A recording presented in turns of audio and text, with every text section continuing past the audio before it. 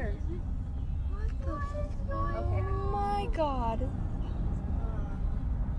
What do we? I don't want to drive into it. I'm not. Extremely hazardous, lots of smoke, dark, devastation, active burning all throughout the town. To me, I've lived up there for 18 years, and it looks like the fire came from the east and just came straight through town all the way to the west. Big box stores, McDonald's, Safeway, other subways, buildings, offices, all on Clark Road, completely engulfed or gone. Abandoned vehicles in the roadway where people were running and fleeing for their lives.